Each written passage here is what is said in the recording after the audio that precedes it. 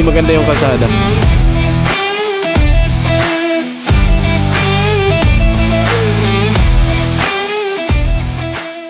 Good morning and Merry Christmas po sa lahat, no. So it's December 25, madaling araw na po. Official time natin is 2:38. Dito na tayo sa may Tunasan, Muntinlupa. First ano ko rin, full tank, no. So estimated natin 3 beses tayo magko-full tank all throughout our trip to Karamoan. So yan, chill ride lang tayo ngayon, and then yan, samahan niyo ako sa aking biyahe. Pray muna tayo before umalis. Lord, maraming salamat po sa araw nito, Lord God. Ikaw na lang yung sustain. Amen. Let's go!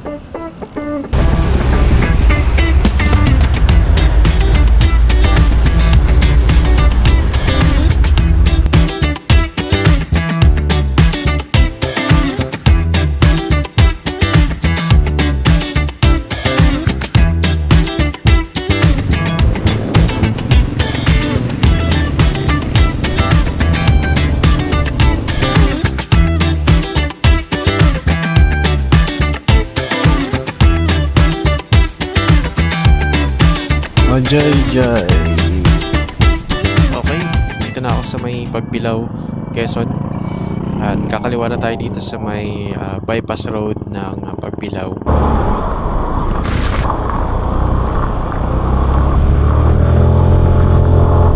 Time check, it's sakto 6 AM. Dito na ako ngayon sa may Atimonan banda. Sa dalawang kalsada yun nandito, yung sa kaliwa ko, yun yung Old Zigzag Road or yun sa Pitong Manok. Tapos yan, pag dinaretso mo yung kaliwa, yan yung sa Diversion Road naman. So mostly dun dumadaan yung mga buses, no.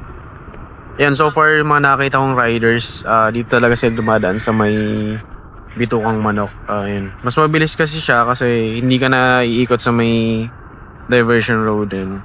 Pahinga lang muna ako siguro mga 5 minutes and before tayo umalis ulit.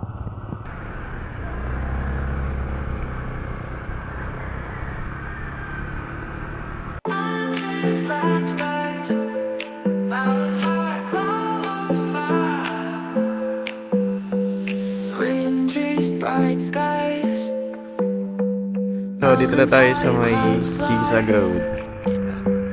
Rivers flow, the birds sing. Nature's here, it's everything. Oh, nature's all around. In every sight, in every sound. From the sea to the sun, it's beauty for everyone. Soft breeze, warm sun. Every day a new fun. Flowers bloom, colors bright. Nature shines. Time check, it's 6:47 guys. And napatambay tayo dito sa Old Zigzag Road. Inabot ako ng mga 30 minutes dito. Yan. Okay, biyahe na ulit. At tayo mag-breakfast na lang dito sa may Gumaka, Quezon.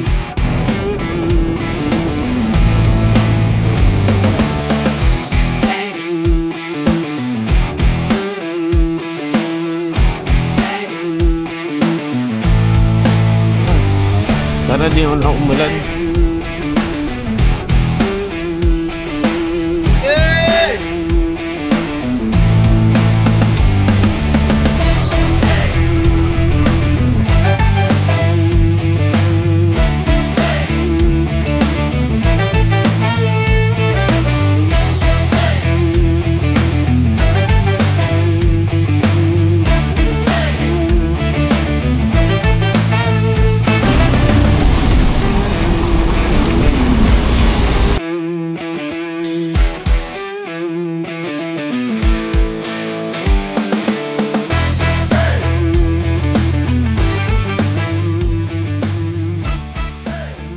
Hi guys, time check, it's 7:47 AM.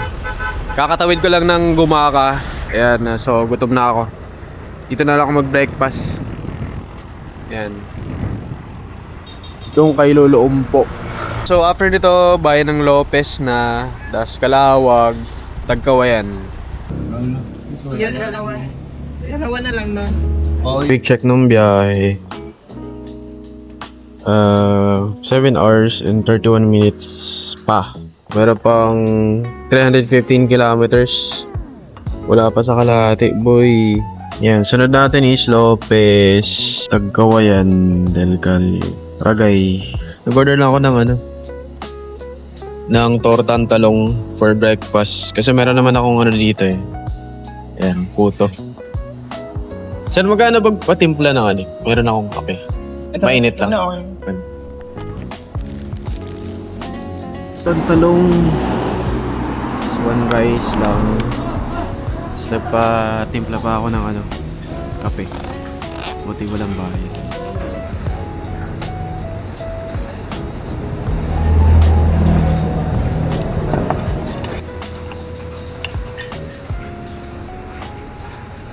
Okay, so 8:37. Ride out ulit. Tapos ka lang kumain.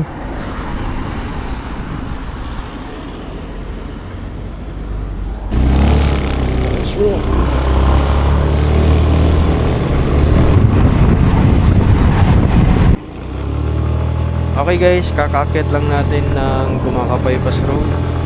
Palipat lang tayo dito ng drone. Iwas traffic na sa bayan ng Gumaka dahil pwede ka nang dumaan dito sa 12km Gumakapay Pass Road. Siguradong mapapabilis ang biyahe mo patungong Bicol dahil makakatipid ka ng hanggang 20 minutes habang nag-e-enjoy sa magagandang view ng mga burol. Siguraduhin lang na nasa kondisyon ang iyong sasakyan para sa pag-ahon at mag-ingat lalo na pag bumabiyahe sa gabi.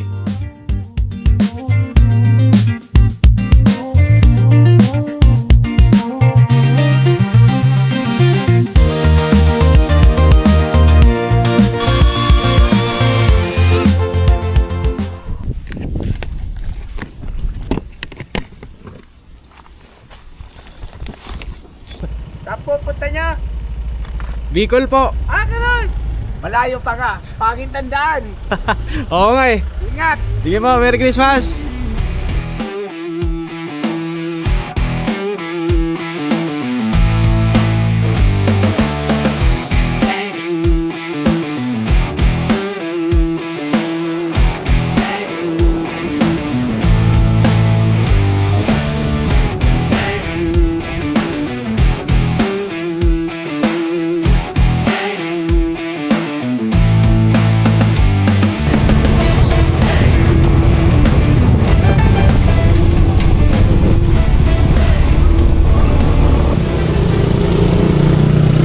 Okay guys, update. Dito na ako sa may landmark ng Calawag.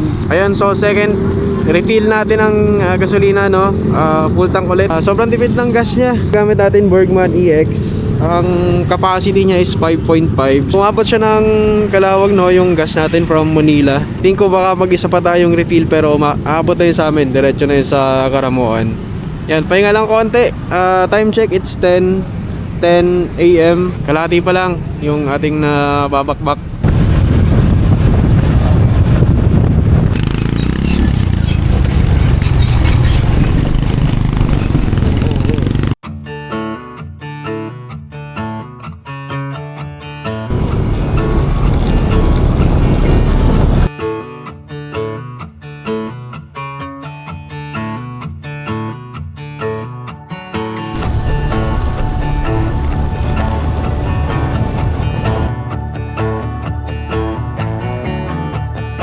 Yan, sitwasyon ng kalsada dito sa may Tagkawayan.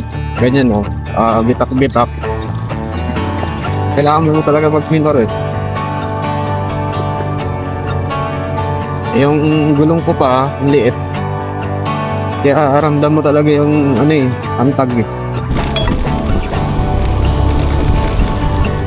Del Gallego, Camarines Sur. Kakalagpas ko lang ng boundary ng Del Gallego.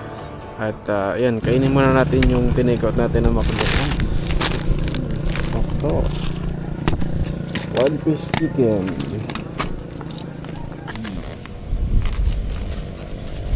Al fresco dine.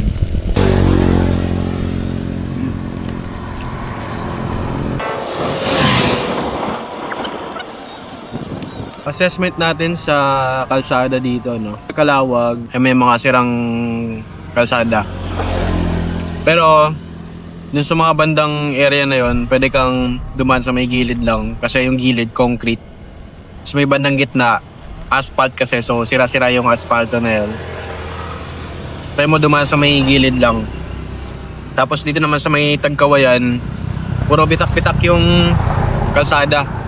Kaya yung tendency yung motor mo talagang magbabounce-bounce.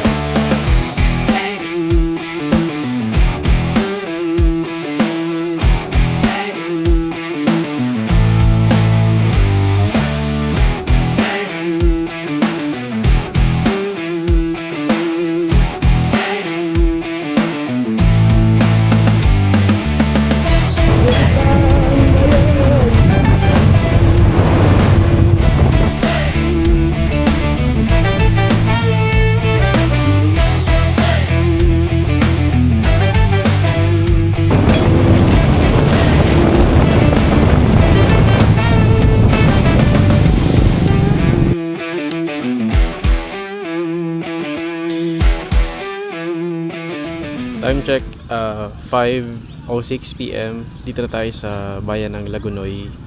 At yan, papasok na yan ng Karamuan.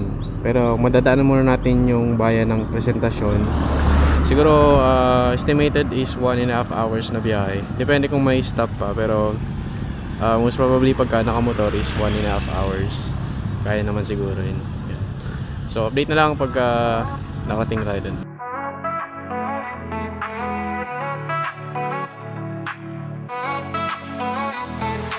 Golden rays, they kiss the sky. Night begins to edge on by. Colors fade in soft reply to the dusk of high. Stars they twinkle far above. City lights are on the move. I walk with a heart of love beneath the moon's groove.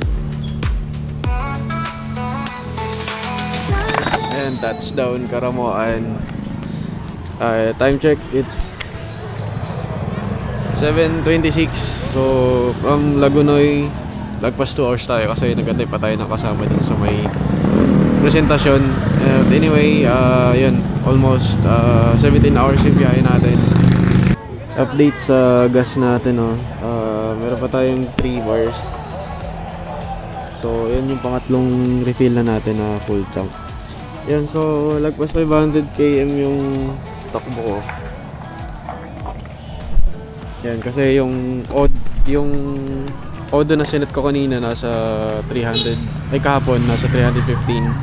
Galing tayo sa Manila. So, thank you Lord sa safe travel. And thank you guys. Bye bye. Daytime fades, but love won't end. Through the twilight